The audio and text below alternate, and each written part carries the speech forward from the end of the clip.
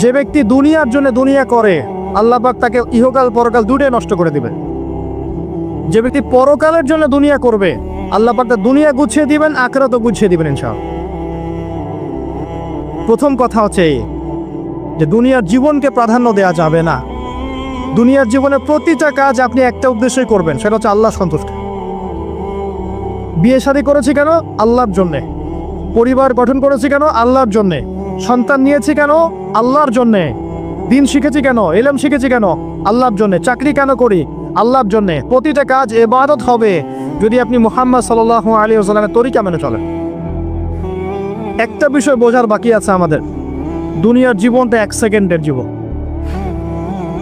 আল্লাহ পাক সূরা হাদীদের মধ্যে বলেছেন, ই'লামু আন্নামাল হায়াতুদ দুনিয়া লা'iবুন ওয়া লাহু ওয়া জিনাতুন ওয়া তাফাখুরুন বাইনাকুম ওয়া তাকাসুরুন ফিল আমওয়ালি ওয়াল আওলাদি কামাসালি গায়যিন আ'জাবাল কুফফারা নাবাত সুম্মা ইয়াহিজু ফাতারাহু মুসফারান সুম্মা ইয়াকুনু হুতামা ওয়া ফিল আখিরাতি আযাবুন শাদীদ ওয়া মাগফিরাতুন মিনাল্লাহি ওয়া রিদওয়ান ওয়া মাল হায়াতুদ দুনিয়া ইল্লা মাতাউল গুরুর। আল্লাহ পাক বলছেন, জেনে রাখো তোমরা সবাই এই জমিনবাসী, এই দুনিয়ার হায়াতটা খেলা।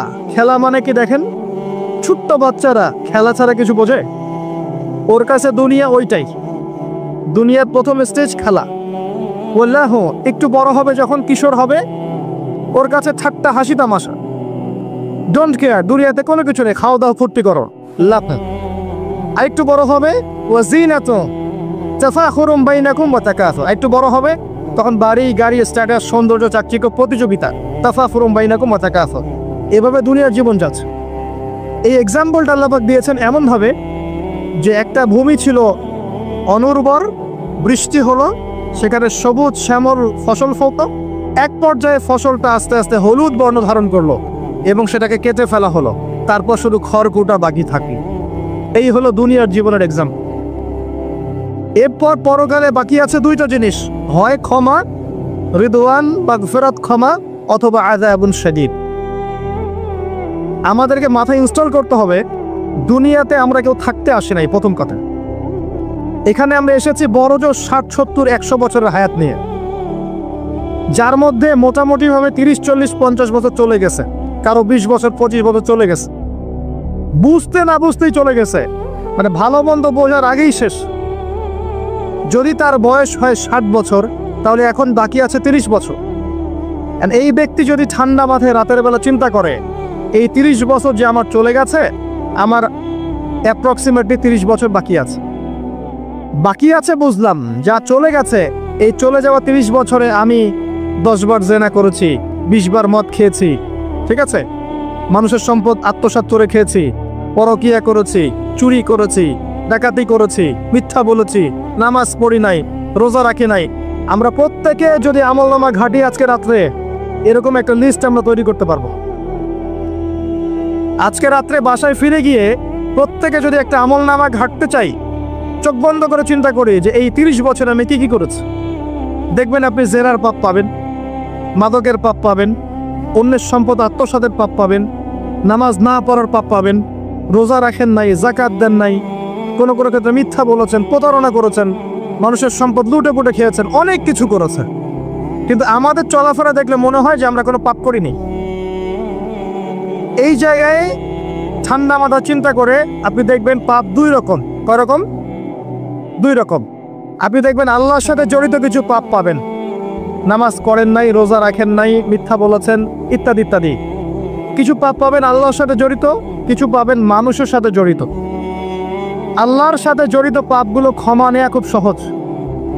ওযু করে এসে 2 রাকাত নামাজ পড়ে চোখের জল ফেলে দিয়ে, চোখের পানি ফেলে দিয়ে আল্লাহর কাছে হাত তুলে খালি যদি বলে আল্লাহুম্মা আনতা রাব্বি, বলেন আল্লাহুম্মা আনতা রাব্বি লা ইলাহা ইল্লা আনতা খলাকতানি আনা আবদুক ওয়া আনা আলা আহদিক ওয়া ওয়া'দিকা মাস্তাতা'তু আউযু বিকা মিন শাররি মা সানা'তু আবু'ু লাকা বিনি'মাতিকা আলাইয়া ওয়া আবু'ু বিযানবি ফাগফিরলি ফাইন্নাহু লা ইয়াগফিরু যুনুবা ইল্লা আনত। এটা না পারেন অ্যাটলিস্ট আস্তাগফিরুল্লাহাল্লাযী লা ইলাহা ইল্লা হুয়াল হাইয়ুল কাইয়্যুম 3 বার, চোখের পানি ফেলে দেন, আল্লাহর কাছে ওয়াদা করেন আল্লাহ যা করেছি ছেড়ে দিব, আগামী যতদিন বেঁচে থাকবো কোরআন এবং সুন্নাহর বাইরে এক চুল যাব না ইনশাআল্লাহ। এবং আগামী দিনগুলোতে আল্লাহ পাক তোমার আদেশ যখন যেভাবে আসবে আমি পালন করবো ইনশাআল্লাহ। যদি আল্লাহ পাক মনের মধ্যে খুলুসিয়াত দেখেন যে তাওবাতান নাসুহা করছে, মন থেকে তওবা করছে, আল্লাহ পাক আপনার সমস্ত গোনাগুলোকে নেকিতে কনভার্ট করতে পারে। আল্লাহ পাক শুধু গোনা মাফ করবেন তা নয়, আল্লাহ পাক গোনাগুলোকে নেকি দিয়ে পরিবর্তন করতে পারে। আমি দলিল দিচ্ছি, ইল্লা মান তাবা, সূরা ফুরকান পড়ে দেখেন। তারা ব্যতীত যারা তওবা করলো, ওয়া আমানা ওয়া আমিলা আমালান সালিহা, এবং যারা ঈমান এনেছে এবং সৎ আমল করলো, উলাইকা ইউবাদদিলুল্লাহু সাইয়্যাতিহিম হাসানাত, আল্লাহ পাক এইসব মানুষের গুনাহগুলোকে নেকি দিয়ে পরিবর্তন করে দিবেন ইনশাআল্লাহ। আমাদের নবী মুহাম্মদ সাল্লাল্লাহু আলাইহি ওয়াসাল্লাম দিনে 70 বার, কোন বর্ণনা এসেছে 100 বার তওবা করতেন। 100 বার পড়তেন আস্তাগফিরুল্লাহ ওয়া আতুবু ইলাইহি, আস্তাগফিরুল্লাহ ওয়া আতুবু ইলাইহি। যার আগের কোনো পাপ নাই, পিছনের কোনো পাপ নাই, দিনে 100 বার তওবা করতেন। আমরা একটা রাত এভাবে চিন্তা করেছি যে আমার পাপ কি কি। আজকে রাতে গিয়ে চিন্তা করে দেখবেন আপনি একটা পাপে পরিপূর্ণ একটা আমলনামা পাবেন। এবার আপনি চিন্তা করেন যে আপনি যদি আগামী 30 বছর বাঁচেন বা 40 বছর বাঁচেন, এই সময়টাকে আপনি কিভাবে মূল্যায়ন করতে চান। প্রথম একটা মূলনীতি বলেছি, দুনিয়ার জীবনকে প্রাধান্য দেয়া যাবে না। ওয়া মা হাযিহিল হায়াতুদ দুনিয়া ইল্লা মাতাউল গুরুর, সম্পূর্ণ মরিচিকা দেখেছেন? দুনিয়ার জীবন যে কি জিনিস, যারা আল্লাহর পথে পরীক্ষার সম্মুখীন হয়েছে ওরা জানে, মানে কিচ্ছু না, মানে মুহূর্তে আল্লাহ পাক ইহকাল পরকালের ফয়সালা করে ফেলবে। আমরাও বুঝবো, এটা আমরা বুঝবো না এমন নয়। ইয়াং ছেলে রাস্তায় যাচ্ছে, বাইক নিয়ে খুব দাবরানি দিচ্ছে, আছে না, হঠাৎ অ্যাক্সিডেন্ট, ডেড, স্পট ডেড। এটা দুনিয়ার জীবনটা। সারা জীবন দুনিয়ার পিছনে ছুটেছে, শেষ বয়সে হতাশ, কিছুই পেলাম না, পাবে না, কারণ আল্লাহর পথে না চললে শেষ বয়সে গিয়েও কিছু পাবেন না। যন্ত্রণা, হতাশা, গ্লানি ছাড়া। তখন দেখবেন আত্মহত্যা করে শেষ, ডেড। একটা কথা বলছিলাম যে আপনি চলার পথে কোরআন সুন্নাহর প্রতিকূলে আমল, আকীদা, মানহাজ, মুআমালাত এগুলো দেখলে কি করবেন? কোরআন সুন্নাহকে অগ্রাধিকার দিবেন নাকি চলমান বিষয়কে অগ্রাধিকার দিবেন? ইবাদত করতে এসে দেখছেন আমলের নামে বেদাত চলছে, কি করবেন? বেদাতীদের সাথে আপোষ করবেন না কোরআন সুন্নাহয় ফিরে আসবেন? আপনি তাওহীদের ক্ষেত্রে দেখছেন মানুষ ইসলামের নামে শিরক করছে, এখন আপনি কি সংখ্যাগরিষ্ঠ মানুষকে অগ্রাধিকার দিবেন না কোরআন সুন্নাহর কাছে আসবেন? অর্থনৈতিক জীবনে গিয়ে দেখছেন মানুষ বেশিরভাগই হারাম রিজিক খাচ্ছে। এখন আমি যদি বলি যে দুনিয়ার জীবনে টিকে থাকতে হলে আমাকে এগুলোতে গায়ে আপোষ করে চলতেই হচ্ছে, তাহলে কিন্তু কোশ্চিনকালেও কোরআন সুন্নাহকে প্রাধান্য দেয়া হলো না। তখন আপনি কি করবেন? পরিবার চালাতে গিয়ে দেখছেন যে পরিবারের বেশিরভাগ লোক আপনার কথা শোনে না। আপনি কোরআন এবং সুন্নাহকে দিয়ে পরিবার চালাতে চান, তারা পশ্চিমা সংস্কৃতি দিয়ে পরিবার চালাতে চান, হিন্দি সিরিয়াল দিয়ে, গান বাজনা, ডুগি তবলা এগুলো দিয়ে। বেনামাজি, নামাজ রোজার খবর নাই, তালিম নাই, ইসলামিক নৈতিকতা নাই, কিচ্ছু নাই, জীবনের কোনো উদ্দেশ্যই নাই। এরকম পরিবার নিয়ে আপনি চলছেন, কি করবেন? কাকে প্রাধান্য দিবেন? খুব ডিফিকাল্ট প্রশ্নগুলো কিন্তু, এবং এগুলো প্র্যাকটিক্যাল, এগুলো হচ্ছে। এখন চাকরি খুঁজতে গেছেন, আপনি দেখছেন যে ঘুষ না দিলে চাকরি পাচ্ছেন না, কি করবেন আপনি তখন? পড়াশোনা করতে গেছেন, ছেলে মেয়ের ফ্রি মিক্সিং, জেনা ছাড়া পড়াশোনাই করতে পারছেন না, কি করবেন তখন? ইউনিভার্সিটিতে গেছেন, ইউনিভার্সিটি পরিবেশগুলো দেখছেন, ইসলাম কোথায় আর ইউনিভার্সিটি কোথায়, কি করবেন আপনি তখন? প্রত্যেকটা জায়গায় আপনাকে সিদ্ধান্ত নিতে হবে যে আমি প্রতিটা জায়গায় কোরআন এবং সুন্নাহর সাথে আপোষ করব নাকি চলমান এই জাহিলিয়াতের সাথে আপোষ করব, কোনটা করব? বিশ্বাস করেন, যখন আপনি মনের মধ্যে এই চেতনা লালন করতে পারবেন এবং আল্লাহ আপনাকে হেদায়েত দিবেন যে হ্যাঁ কোরআন সুন্নাহই সমস্ত সমস্যার সমাধান, এবং এর মধ্যে আল্লাহ পাক প্রতিটা বিষয়ের সলিউশন নাজিল করেছেন, আপনি মেনে নেবেন, চলবেন, তখন আপনি বাধা পাবেন। প্রচুর বাধা পাবেন। প্রথম বাধা পাবেন আপনার পরিবার থেকে, এরপরে বাধা পাবেন আপনার সমাজ থেকে, বাধা পাবেন ধর্ম নেতাদের থেকেও, পরবর্তীতে বাধা পাবেন ফেরাউন নমরুদদের থেকে। কি করবেন? ডিসিশনগুলো খুব ইম্পর্টেন্ট, কারণ মনে রাখবেন কবরে 3টা প্রশ্ন হবে।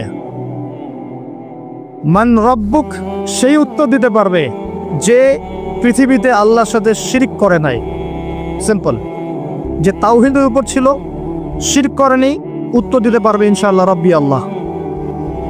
পৃথিবীতে যে আল্লাহর সাথে শিরক করেছে সে কোশ্চিন কালে উত্তর দিতে পারবেন। শিরক করে মারা গেছে, তওবা করে নাই, উত্তর দিতে পারবে না ইনশাআল্লাহ। মা দীনুক, পৃথিবীতে যে দিন ইসলামকে চূড়ান্ত সত্য রূপে মেনে নেয়নি, পরিপূর্ণ দিন পালন করার চেষ্টা করে নাই, কোশ্চিন কালেও মা দীনুক উত্তর দিতে পারবে না। ইসলামকে ঠাট্টা বিদ্রুপে ছলে হাসি তামাশা গ্রহণ করেছে, সে কখন উত্তর দিতে পারবে না।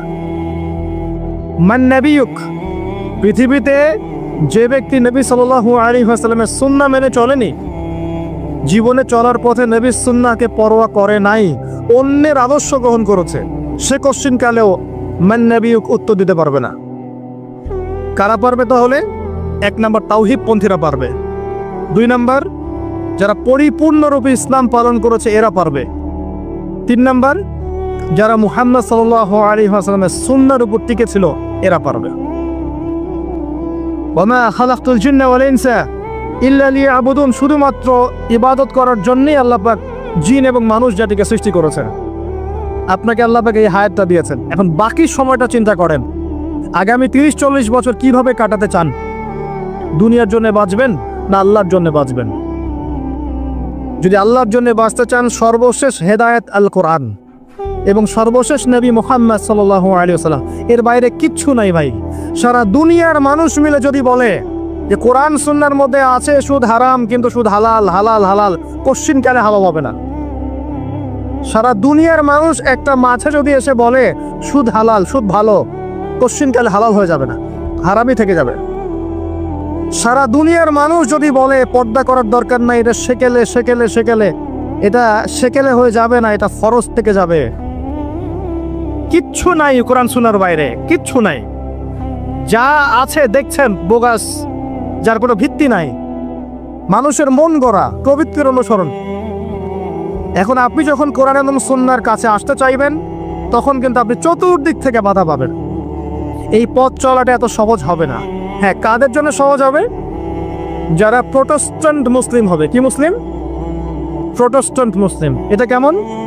মানে ওটাও ঠিক এটাও ঠিক, সুদ খেলেও হয় না খেলেও হয়, পর্দা করলেও হয় না করলেও হয়, নামাজ পড়লেও হয়, মাঝে মাঝে ছাড়লেও হয়, যাকাত দিলেও হয় না দিলেও হয়।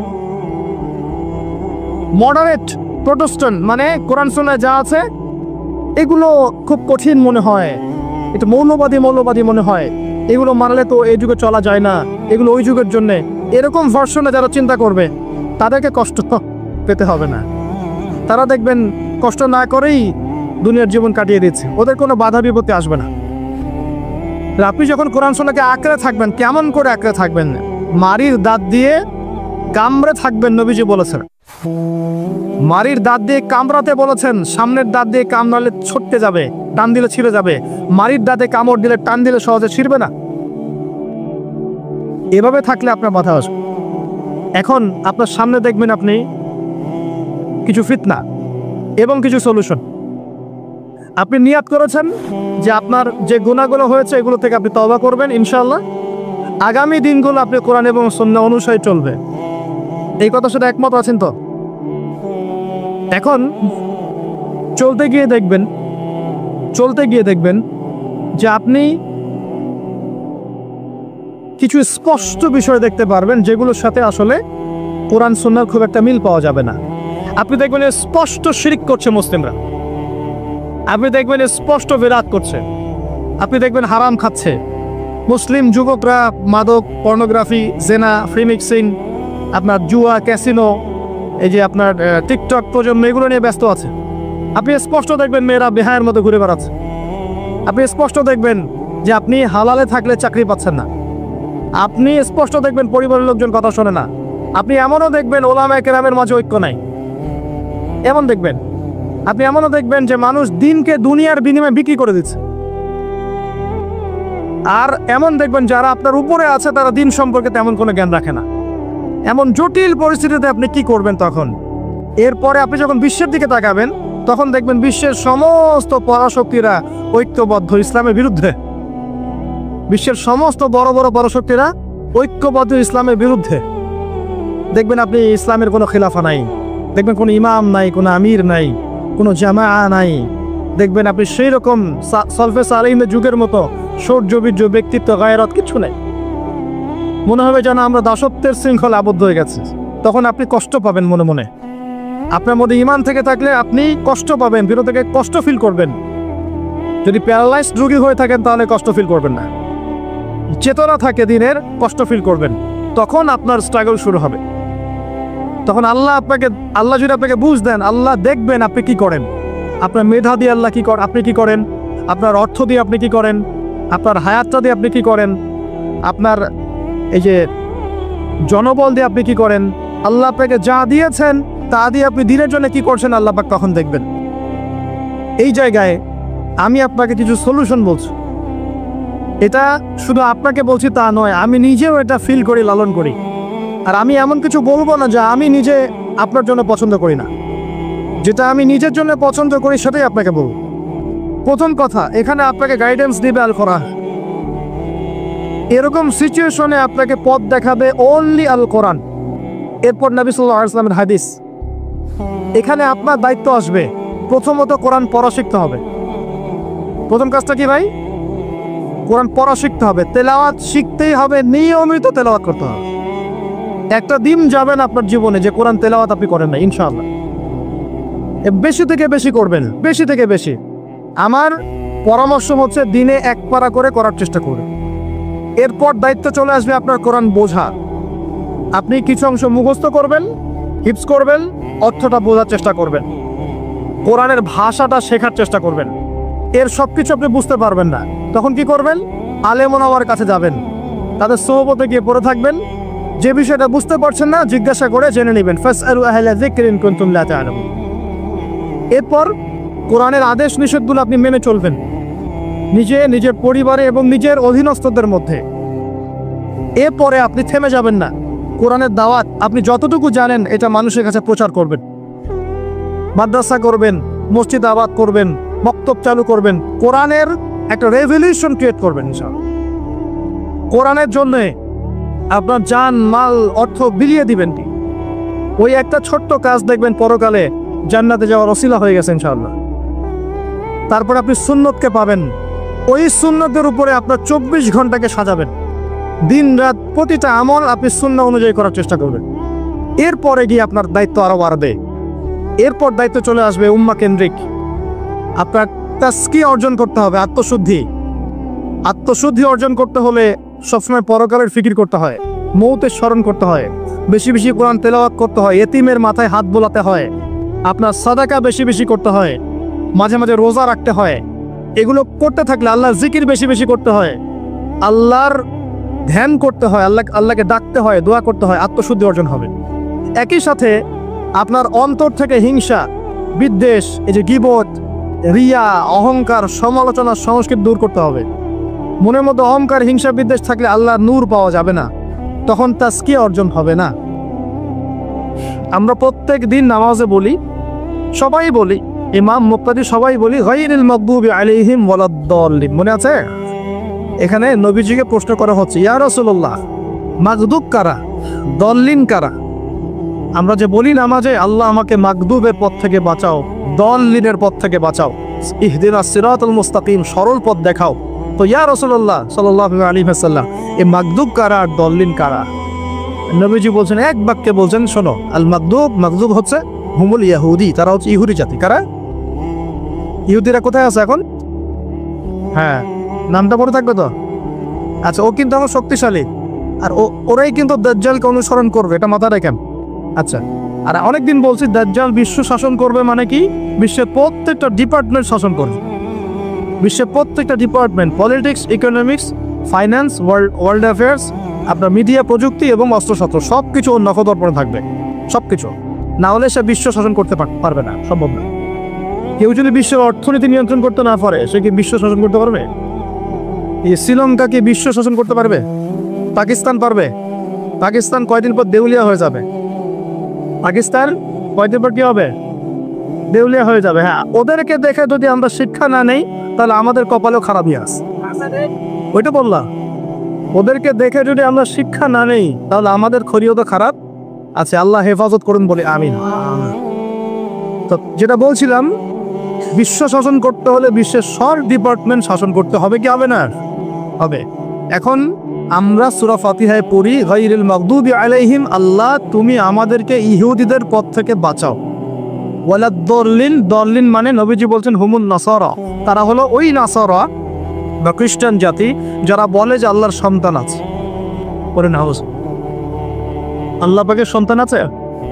আমরা কি বলি? লাম ইয়ালিদ, তিনি কাউকে জন্ম দেননি, কারো কাছ থেকে জন্ম।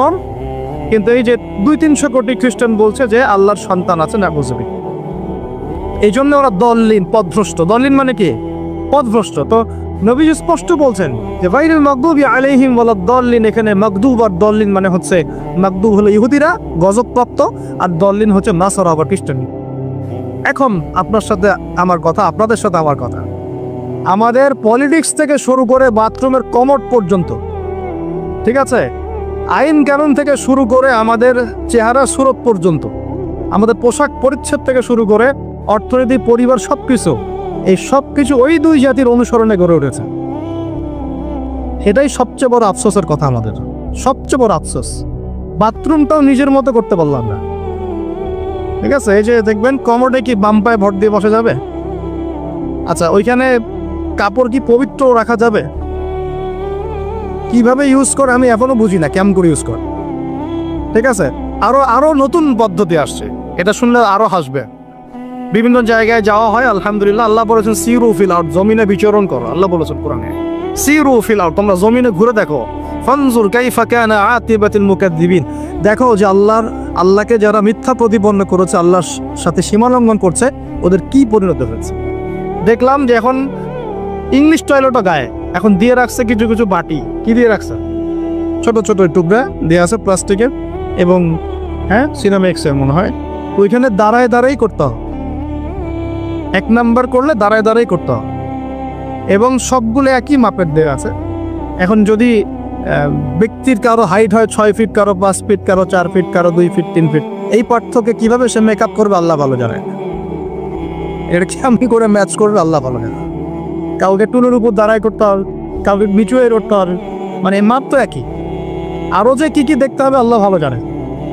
তো প্রিয় ভাইরা, বাথরুম করতে গিয়ে যদি নবীর সুন্নাহ মতো করেন, এখান থেকে কথাগুলো আসছে। যদি বাম পা দিয়ে ঢোকেন, বাম পায়ে ভর দিয়ে বসেন, দেখবেন ইস্তেঞ্জা করেও শান্তি পাচ্ছেন। নবীর প্রতিটা সুন্নত বৈজ্ঞানিক, যে সুন্নত আপনি পালন করবেন, আপনি বৈজ্ঞানিক উপকারিতাও পাবেন ইনশাআল্লাহ। এই একটু আগে এক ভাই বলছিল, আপনি তো খানি না হুজুর, 1 চামচ কি 1.5 চামচ ভাত খাচ্ছেন, খানি না। আমি বললাম যে আমি কম খাওয়া হুজুর, কারণ নবী সাল্লাল্লাহু আলাইহি ওয়াসাল্লাম কি শিখিয়েছেন? তিনি বলেছেন আমরা যা খাই না, তিনি নবী হওয়ার পরে মনে হয় সেটাও খেতে পারেন নাই। বিশ্বাস করছেন না? এরকম 3-3টা মাসের চাঁদ চলে যেত, নবী সাল্লাল্লাহু আলাইহি ওয়াসাল্লামের বাসায় চুলাও জ্বলে নাই। আর আমাদের তো একবেলা যদি না খাই, তাহলে আল্লাহর উপর কত শিকায়াত, কত অভিযোগ, তাই না ভাই? তারপরে তিনি বলছেন একজন ব্যক্তির এতটুকু খাওয়াই যথেষ্ট যে কোমর, মেরুদণ্ডটা সোজা করতে পারে, আল্লাহর ইবাদত করতে পারে। আর যদি তোমাদের খেতেই হয়, তাহলে পেটটাকে 3 ভাগ করে খাবে। কয় ভাগ?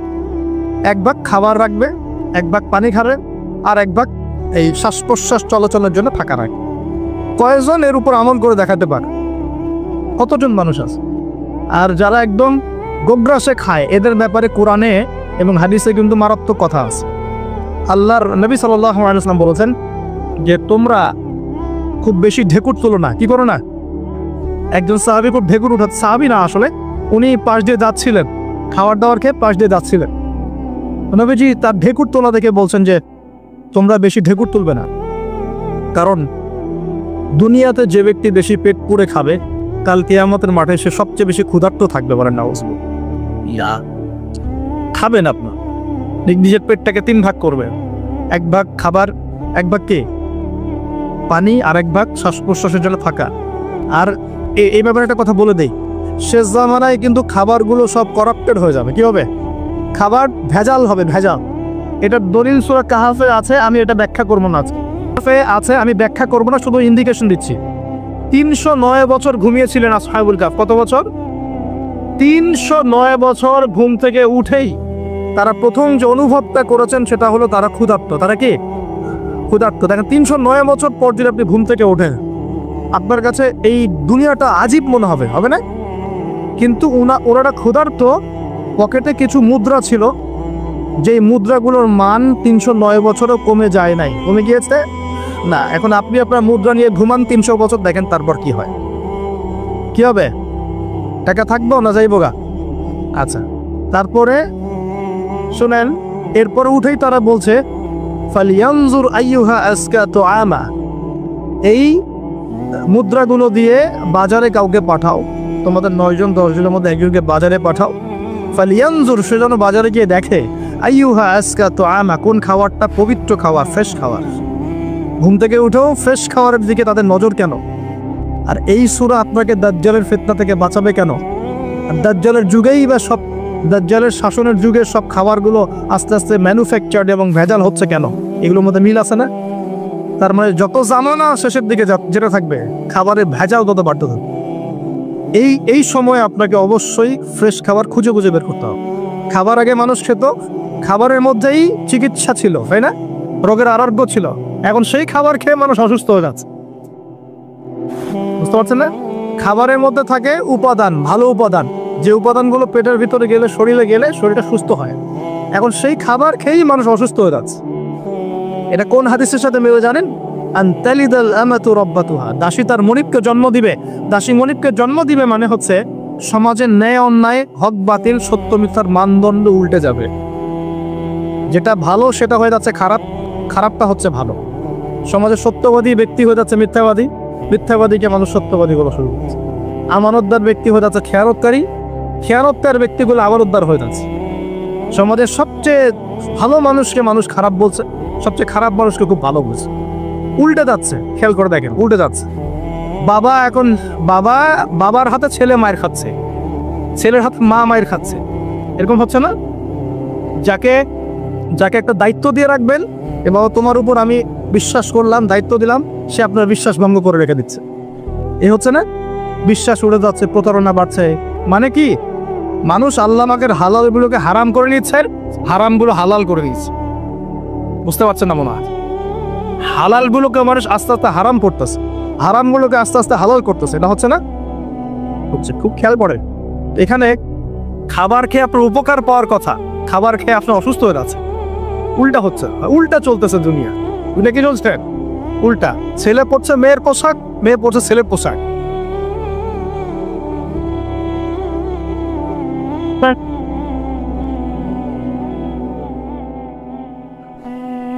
বিসমিল্লাহির রহমানির রহিম।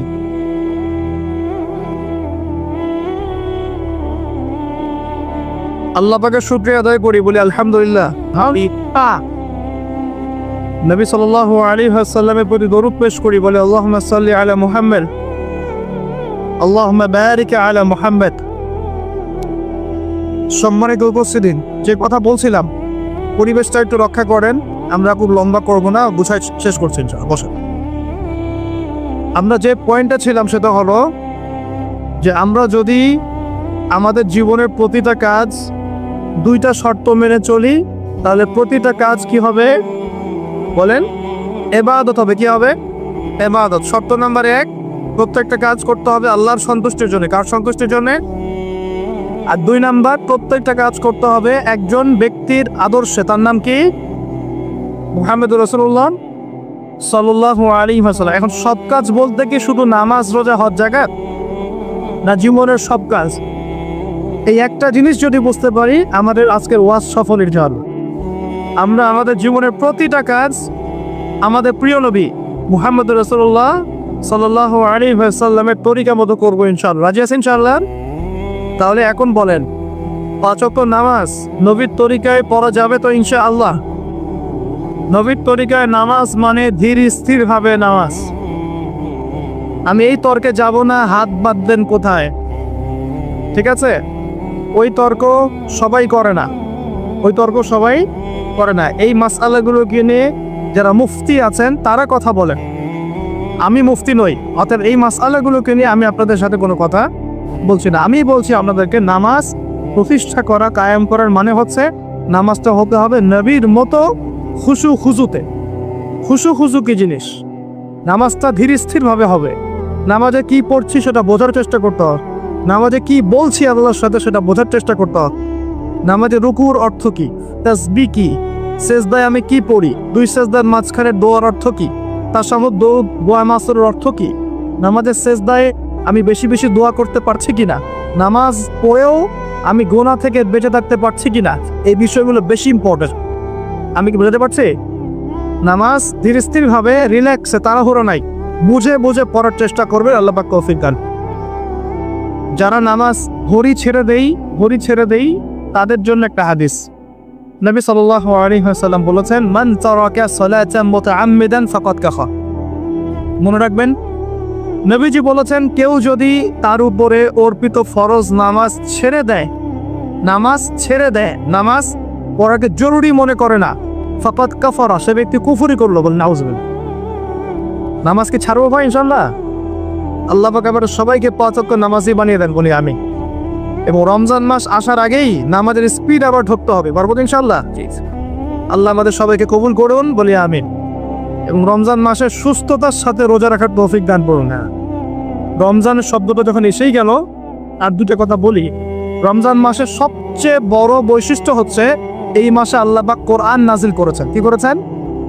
এখন সারা বিশ্ব জুড়ে একটা ইস্যু চলছে না, কোরআন ইস্যু, কোরআন পুড়িয়ে দেয় ইস্যু, ঠিক আছে? যে কোরআন পুড়িয়ে দিয়েছে, আমার দৃষ্টিতে তার চেয়ে বড় অধম সেই ব্যক্তি যে মুসলিম পরিবারে জন্মগ্রহণ করেও কোরআন তেলাওয়াত করা শেখে না। হয়তো আমার কথা বুঝতে পারছেন। কোরআন একজন পুড়িয়ে দিয়েছে, যদি আমার ক্ষমতা থাকতো ওর গর্দান নামাই দিতাম, কিন্তু তার চেয়েও বড় অপরাধী আমার কাছে আছে, আমাদের চোখে আছে। কে? যে মুসলিম পরিবারে 20-30-40 বছর থেকে আছে, মুসলিম সমাজে, মুসলিম পরিবারে নামাজে যায়, ইমামদেরকে জেনে, আলেমদের সাথে সম্পর্ক আছে, এরপরেও সে কোরআন তেলাওয়াত করতে পারে না। এ বড় অপরাধী আমার কাছে। কে বড় অপরাধী? এটা লজ্জার না? একটা মুসলিম পরিবারের থেকে আমি কোরআন তেলাওয়াত করতে জানবো না, লজ্জার না? নাকি আপনারা সেই সব শায়েখ হতে যাচ্ছেন যে কোরআন তেলাওয়াতও করতে জানে না, বাহাসের জন্য ডাকে মানুষকে? দেখেন নাই এরকম আছে না? মনে হয় যেভাবে ইসলাম পালন করা যাবে। ইসলামের জ্ঞান অর্জনের প্রথম ধাপটাই হচ্ছে বিশুদ্ধ করে কোরআন তেলাওয়াত করা। প্রথম ধাপ কি? আগে বিশুদ্ধ করে কোরআন তেলাওয়াত করা শিখতে হবে। এরপরে আসবে কোরআন হিফজের ব্যাপার, আরবি ব্যাকরণ শেখার ব্যাপার, কোরআনের তাফসীর করার ব্যাপার, হাদিসের ইবারত পড়ার যোগ্যতা অর্জন করা, আস্তে আস্তে আকীদা পড়বে, উসুলের বই পড়বে, ফিকহের বই পড়বে, তারপর এই যে আপনার কুতুবে সিত্তা পড়ে শেষ করবে। তারপরে গিয়ে সে মাশাআল্লাহ একজন দাঈ, আলেম, মুফতি এগুলো হচ্ছে, আলহামদুলিল্লাহ। তো শুরুটা কোত্থেকে হচ্ছে? কোরআন বিশুদ্ধ করে তেলাওয়াত করা। এই শুরুটাই যদি আমাদের ঠিক না হয়, তাহলে কি কোরআন ঘরে রেখে খালি চুমু খেলে হবে? কোরআন কি খালি চুমু খাওয়ার জন্য? কোরআন থেকে তাবিজ লেখার জন্য? কোরআন বাবা মারা গেলে কোরআন তেলাওয়াত করবে এই জন্যে? 40 দিন কোরআন তেলাওয়াত করবে এই জন্যে? কেউ মারা গেল, ব্যাস আমরা কোরআন দিয়ে একটা মাহফিল করে দিলাম, ব্যাস সব হয়ে গেল? আস্তাগফিরুল্লাহ। আল্লাহ পাক আমাদের সবাইকে যেন কোরআন তেলাওয়াত শেখার তৌফিক দান করেন। একটা চ্যালেঞ্জ গ্রহণ করেন যে আমি নিজে কোরআন তেলাওয়াত করা শিখবো, আরো 10 জনকে শিখাবো। বাড়া যাবে না? এই একজন প্রত্যেকে যদি নিজে শিখি, আর প্রত্যেকে যদি 10 জন করে শিখাতে পারি, শোনেন, প্রত্যেকে যদি নিজে শিখি এবং নিজ নিজ পরিবার বা নিজের আমার আন্ডারে যাওয়া আছে, মনে করেন আপনি একজন একটা গার্মেন্টসের মালিক, আপনার আন্ডারে অনেক মানুষ চাকরি করে না? নিজে নামাজ পড়লেন, নিজে কোরআন তেলাওয়াত করা শিখলেন, আপনি যদি তাদেরকে নৈশকালীন কোরআন শেখান, সবার নেকি আপনি পাচ্ছেন না? আপনার পরিবার আছে, পরিবারে আপনি নামাজ পড়েন, এখন আপনি কোরআন তেলাওয়াত করতে জানেন, আপনার মা, বোন, স্ত্রী, সন্তানদেরকে আপনি শেখালেন, এই পুরো পরিবারটা করে নেওয়া হলো না? একটা সমাজের দায়িত্বশীল আমি। হ্যাঁ, চেয়ারম্যান সাহেব মনে করেন বললেন যে আমি নামাজ পড়ি, আমি কোরআন তেলাওয়াত করতে জানি, আমি এলাকার সব মানুষকে কোরআন তেলাওয়াত করা শেখাবো ইনশাল্লাহ। পারা যাবে না? এভাবে যদি সবাই দায়িত্ব নেই, আমার বিশ্বাস 10 বছরের মধ্যে বাংলাদেশের 16 কোটি মানুষের কোরআন শেখানো যাবে। ওই দিন আর স্লোগান তুলতে হবে না, জাল কোরআনের আলো ঘরে ঘরে চাল, অটোমেটিকলি সবার ঘরে কোরআন জ্বলে যাবে। জানবে না? এই কাজটা না করে খালি স্লোগান দিলে কাজ হবে? বলেন তো কাজ হবে? এই যে একটা আয়াতই বললাম, গায়রুল মাগদুবি আলাইহিম ওয়ালাদ-দাল্লিন, এখন তো বুঝলেন আয়াত অর্থ কি? আল্লাহর রাসূল আমাদেরকে বলছেন তোমরা ইহুদিদের পথ অনুসরণ করো না, তোমরা নাসারাদের পথ অনুসরণ করো না। কিন্তু বাস্তবতা হচ্ছে আমার সব ক্ষেত্রেই ওদের আদর্শই চলছে না? আপনার বিয়ের শাদী, বিয়ের আগের অনুষ্ঠান, গায়ে হলুদ, আপনার পরিবার, আপনি যে মিডিয়াগুলো দেখছেন সেই মিডিয়াগুলো, হ্যাঁ, আপনার পলিটিক্যাল সিস্টেম, সুদভিত্তিক অর্থনৈতিক সিস্টেম, তারপরে আপনার কি বলবো, দেহের পোশাক পরিচ্ছেদ, লেবাস, পোশাক, চেহারা, সুরত, সবকিছু ওদের মতো না? আমি তো দেখালাম, এমনকি বাথরুমের কমোড পর্যন্ত ওদের মতোই, তাই না? তো এখন এই একটা আয়াত বুঝলেই আপনি বুঝতে পারছেন যে আসলে সব উল্টা চলছে। এখন যদি পুরো কোরআনটা বুঝতে পারি, পুরো কোরআনের 6236টা আয়াতই বুঝতে পারি, তাহলে এই সমস্ত পরিবর্তন হতে সময় লাগবে। এই কারণেই তো কোরআন থেকে দূরে সরানোর জন্য এত পায়তারা চলছে। মানুষ চাচ্ছে, এক শ্রেণীর মানুষ চাচ্ছে বিশ্বের যে মুসলিমরা যেন কোরআন থেকে দূরে সরে যায়। তারা জানে যদি আমরা কোরআন থেকে দূরে সরে যাই, আমাদেরকে শাসন করা সহজ হবে। ওই পশ্চিমারা আমাদেরকে শাসন সহজেই করতে পারে। আর আমরা যদি কোরআনকে আঁকড়ে ধরি, ওদের বাপেরও ক্ষমতা নেই আমাদেরকে শাসন করি, বরং আমরা ওদেরকে শাসন করবো ইনশাআল্লাহ।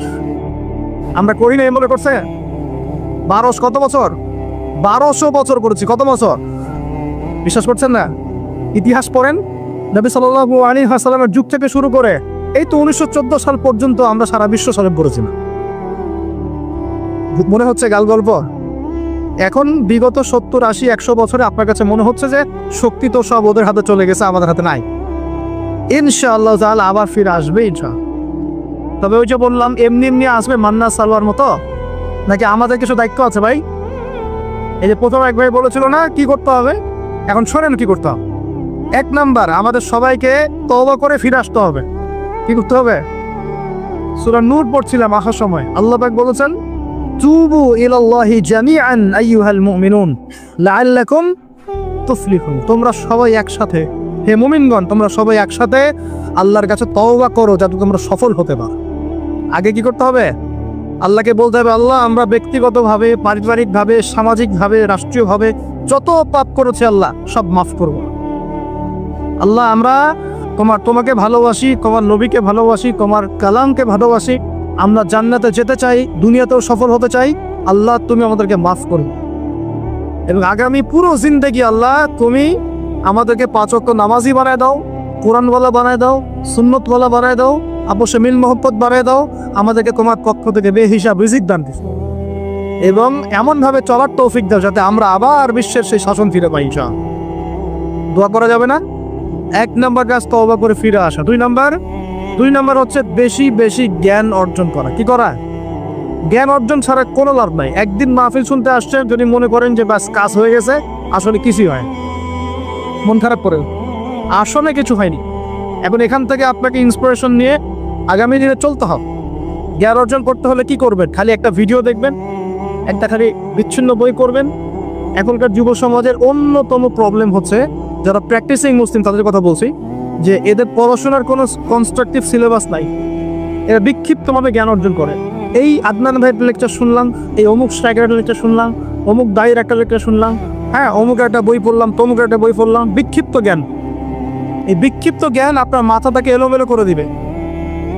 আর অনলাইনে ঢুকলে দেখবেন এ ওর বিরুদ্ধে কথা বলছে, এ ওর বিরুদ্ধে, এ ওর পিছনে লেগে আছে, এ পিছনে লেগে আছে। এখানে ভালো যতটুকু পাবেন, খারাপের চেয়ে বেশি পাবেন। এখানে এভাবে জ্ঞান অর্জন করা যাবে। কিভাবে? যেভাবে আমরা চেষ্টা করছি। হয়তো ওয়াজ মাহফিল এসে আমরা যতটুকু জানি এর 30, 40, 50% কথাও কিন্তু বলতে পারি না। যা জানি তার হয়তো 30, 40% আমরা বলতে পারি, বিভিন্ন কারণ। কিন্তু জ্ঞান অর্জনের পথটা কি হবে? এখানে মাদ্রাসা আছে, মসজিদ, মাদ্রাসা, কওমি ওলামায়ে কেরাম আছেন না? ওলামায়ে কেরামের পাগড়ি ধরে বসে থাকবে। কি করবে? ওলামায়ে কেরামের পাগড়ি ধরে বসে থাকবে। শুরু করাবে তারা, দেখবেন আপনি যান, আপনাকে শুরু করাবে কোরআন তেলাওয়াত থেকে। আগে কোরআন তেলাওয়াত করা শিখবেন।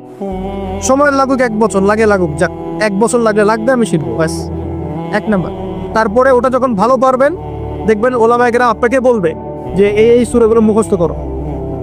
আপনি নামাজের জন্য যে সূরাগুলো লাগে মুখস্থ করতে হবে না, নামাজের ফরজ ওয়াজিব এই সুন্নত মুস্তাহাব জানতে হবে না, এই মাসলাগুলো জানবেন, সূরা কালাম মুখস্থ করবেন, দোয়া কালাম মুখস্থ করবেন। তারপরে আপনি যদি আরও বেশি চান, আপনি হিফজ করবেন। কোরআন কি করবেন? হিফজ মানে মুখস্থ করবেন। আমার তো মনে হয় আমরা যদি 1 বছর চেষ্টা করি, আমরা সবাই কমপক্ষে 1 পারা হলেও মুখস্থ করতে পারবো না ইনশাআল্লাহ। কোনো সমস্যা নেই। এরপরে আপনি যদি আরও বেশি চান, তখন আরবি ভাষা এবং সাহিত্যের কিছু ব্যাকরণিক ক্লাসিক্যাল বই আছে, এই বইগুলো ধরে ধরে পড়তে হবে আলেমদের কাছে। খুব বেশি সময় লাগবে না। আপনি মনে করছেন যে অনেক সময় লাগবে, এত সময় লাগবে না। আপনার মেধা যদি শার্প হয়, এটা ডিফার করে, কারো মেধা খুব শার্প, কারো মেধা অল্প নিতে পারে। ইনশাল্লাহ 2-3 বছর সময় দেন, ইনশাল্লাহ দেখবেন আপনি অ্যারাবিক ক্লাসিক্যাল বইগুলো পড়ার যোগ্যতা অর্জন করেছেন। এরপর কি লাগবে? এরপর আসবেন আপনি হাদিসের বইগুলো পড়বেন, আস্তে আস্তে আপনি তাফসির অনুবাদগুলো কিনবেন। এখন তো হাদিসের বইগুলো বাংলায় অনুবাদ হয়ে গেছে, অনেক তাফসির বাজারে চলে আসছে। এই তাফসির পড়লে আপনি মুফাসসির হয়ে যাবেন, মুহাদ্দিস হয়ে যাবেন, এটা বলছি না, কিন্তু অ্যাটলিস্ট আপনি কোরআন তো জানতে পারবেন। এর মধ্যে যেগুলো বুঝবেন না, আবার আলেমের কাছে যাবে, উস্তাদ এটা বুঝতে পারলাম না। আমরা তো প্রতিদিনই কথা বলি যে উস্তাদ এটা বুঝতে পারলাম, হুজুর এটা বুঝতে পারলাম, প্রত্যেক দিনই বড়। বুঝবো কতটুকু? এই জ্ঞান কত গভীর, এই গভীর সমুদ্রের সব জ্ঞানকে অর্জন করা আমার পক্ষে সম্ভব? আমরা তো মনে করি 10%, 5% জ্ঞান আমরা অর্জন করতে পারি না, কিন্তু কন্টিনিউয়াসলি চেষ্টা থাকলে আল্লাহর পক্ষ থেকে জ্ঞান আসবে ইনশাআল্লাহ। জ্ঞান কার পক্ষ থেকে আসে? এই ডিগ্রির সার্টিফিকেট মানেই জ্ঞান নয়। ডিগ্রি সার্টিফিকেট অর্জন করেছি মানেই যে বড় একজন মানে ইসলাম বেত্তা হয়ে গেছে, এমন নয় বিষয়। জ্ঞান কার পক্ষ থেকে আসে? আর অনেক বড় বড় ডিগ্রি অর্জন করেও যদি মনের মধ্যে রিয়া, অহংকার এগুলো থাকে, তাহলে ওই জ্ঞানেও কোনো লাভ নেই। লাভ আছে? ইবলিসের কি জ্ঞানের কোনো লাভ আছে? ও কিন্তু বড় আবেদ ছিল, অহংকারের কারণে পথভ্রষ্ট হয়ে গেছে, আল্লাহ মাফ করুন। তো এভাবে প্রচেষ্টা চালান, আল্লাহর কাছে বেশি বেশি দোয়া করেন, প্রত্যেক দিন বলবেন রব্বি জিদনি ইলমা। কি বলবেন? রব্বি জিদনি ইলমা। বলবেন রব্বি ইশরাহ লি সাদরি ওয়া ইয়াসসির লি আমরি ওয়াহলুল উকদাতাম মিন লিসানি ইয়াফকাহু কওলি আল্লাহুম্মা ফাক্কিহনি ফিদ-দীন ওয়া আল্লিমনি আত-তা'উইল। এগুলো দোয়া করবেন। এই দোয়াগুলো করতে থাকলে দেখবেন ইনশাআল্লাহ জ্ঞান পাবেন, আল্লাহর পক্ষ থেকে জ্ঞান পাবেন। তো তওবা করার পর প্রথম কাজ কি ভাই? বলেন, জ্ঞান অর্জন করা। ইকরা বিসমি রাব্বিকাল্লাযী খালাক। আর এই জ্ঞান নিয়ে তো অনেক কথা হচ্ছে না? এখানে জ্ঞান অর্জন করবেন কোন জ্ঞান? যে জ্ঞান আপনাকে আল্লাহ এবং তার রাসূলের দিকে নিয়ে যাবে, সেই জ্ঞান অর্জন করবেন। যে জ্ঞান আপনাকে আল্লাহ এবং তার রাসূল থেকে দূরে সরাই দিবে, সেই জ্ঞান অর্জন করতে যাবেন।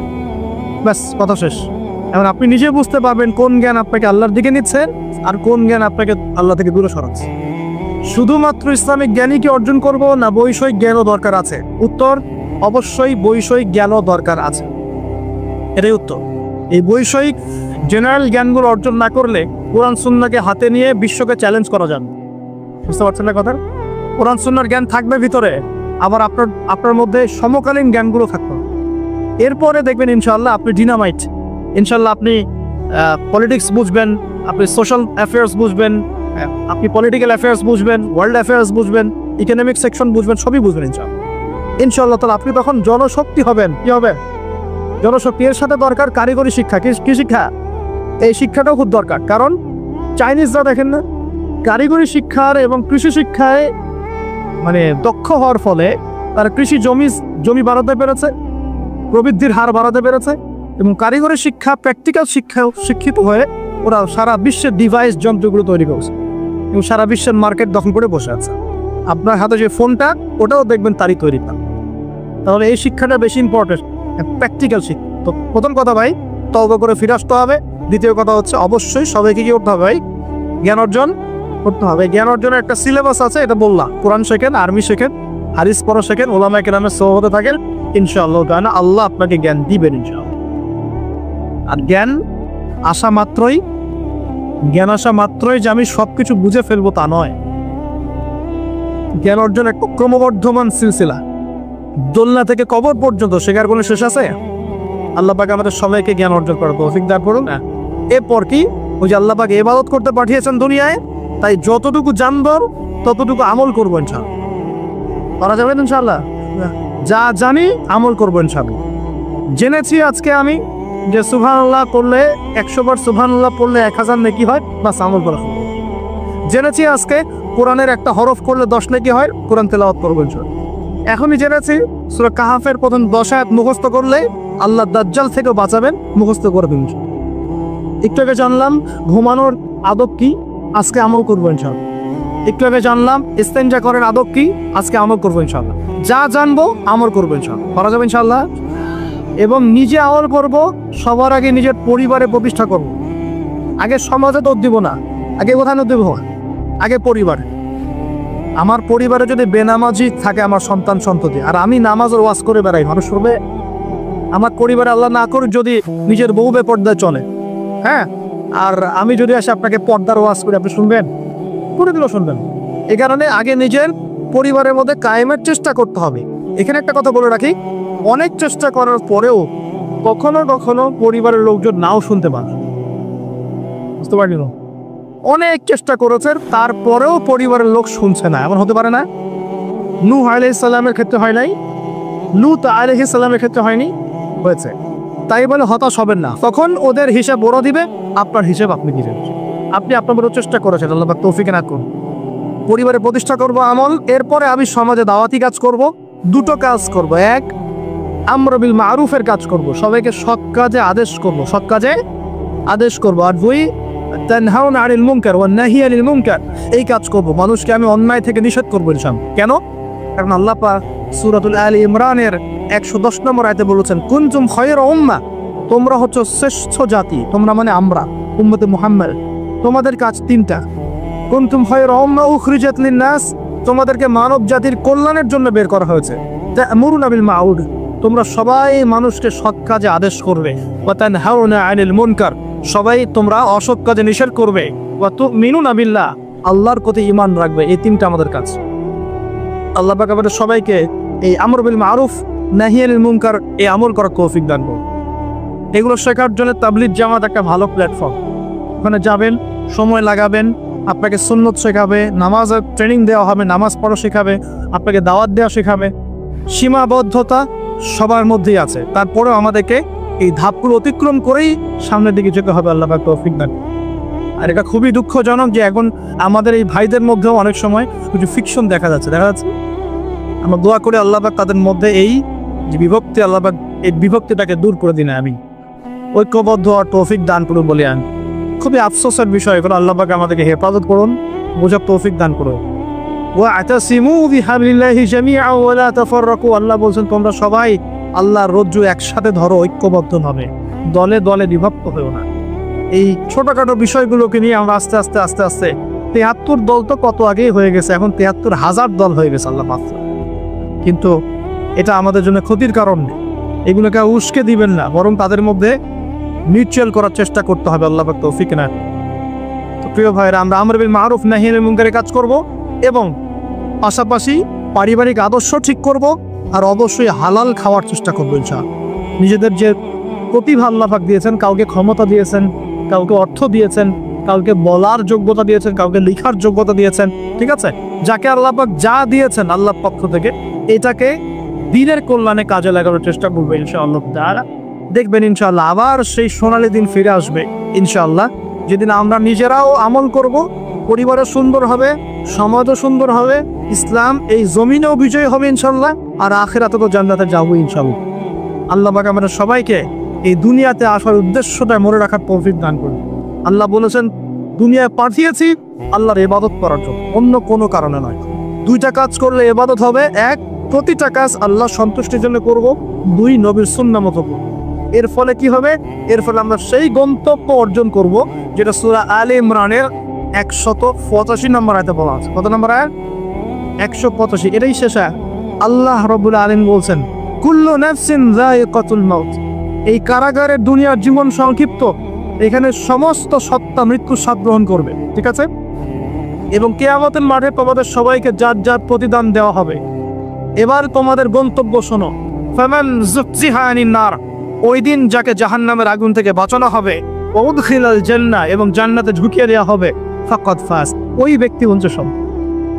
This is the real definition of success. কথা বুঝতে চেষ্টা করেন। এটা হচ্ছে the real and final destination and definition of success. এটা সাফল্যের সবচেয়ে সেরা এবং কি বলবো চূড়ান্ত সাফল্যের সংজ্ঞা। এটা হলো সবচেয়ে সেরা এবং চূড়ান্তর সাফল্যের সংজ্ঞা। দুনিয়ার সাফল্যের সংজ্ঞা ঠিক না। এই বাড়ি গাড়ি টাকা করে স্ট্যাটাস ক্ষমতা এগুলো সাফল্যের সংজ্ঞা আমরা মানিয়েছি, এগুলো সাফল্যের চূড়ান্ত সংজ্ঞা নয়। চূড়ান্ত সংজ্ঞা এই আয়াতে আছে, ফামান যুহজিহা আনিন নার, যাকে জাহান্নামের আগুন থেকে বাঁচিয়ে দেওয়া হবে, ওয়া উদখিলাল জান্নাহ, যাকে জান্নাতে ঢুকিয়ে দেওয়া হবে, ফাকাদ ফাজ, এই সফল হলো মা, কদ আফলাহাল মুমিনুন, এই যে মুমিনরা সফল হয়েছে। কথা বুঝতে পারছেন? অতএব সাফল্যের সংজ্ঞা আমাদেরকে শেখানো হয়, এটা চূড়ান্ত সংজ্ঞা নয়, ওইটাই সাফল্যের চূড়ান্ত সংজ্ঞা। পৃথিবীতে আমার অনেক ক্ষমতা আছে, জান্নাত না লাভ করতে পারলে কোনো লাভ নেই। দুনিয়াতে আমি অনেক বড় আলখাল্লা পরে আলেম টাইটেল নিয়ে বসে আছি, জান্নাতে ঢুকতে না পারলে আমি সফল। দুনিয়াতে আমাকে মানুষ অনেক বড় কিছু বলছেন, এই মুফাসসিরে কোরআন, হাবি জাবি ইত্যাদি ইত্যাদি, এগুলোর সাথে আমার কোনো সম্পর্ক নেই। আমরা তালেবে ইলম, জ্ঞানের ছাত্র, জান্নাতে ঢুকতে না পারি এগুলো কিছুই না মাটি। দুনিয়াতে আপনাকে অনেক বড় অর্থনীতিবিদ বলা হচ্ছে, বুদ্ধিজীবী, বিশাল কিছু, আপনি একদম ক্ষমতাধর, বিশ্ব নেতা, জান্নাতে ঢুকতে না পারলে আপনি ব্যর্থ। জান্নাতে ঢুকতে না পারলে আপনি খবর আছে, পুলসিরাত পার না হতে পারলেই সমস্যা আছে, শেষ, সব শেষ। ফেরাউনের কথা মনে করেন, কত বড় প্রতাপশালী, এক হুকুমে সারা বিশ্ব জয় করে ফেলে, শেষ, ও যাইতে পারবে না জান্নাতেও, শেষ।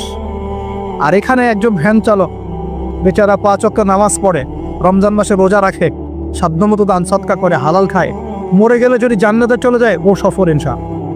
একজন মুদির দোকানদার, কৃষক, আমাদের এই মিসকিন ভাই, গরিব মানুষ, কৃষি কাজ করে খায়, ব্যবসা করে খায়, ঠিক আছে, মানুষ ভালো মন্দ মনে করে না, মানুষ মনে করে সমাজের কোনো স্ট্যাটাস নাই, দাম নাই, ওর কথা কেউ শোনে না, ও বিয়ের প্রস্তাব দিলে কেউ গ্রহণ করে না, মরে গেলে যদি জান্নাতে যায় ও সফল ইনশাআল্লাহ।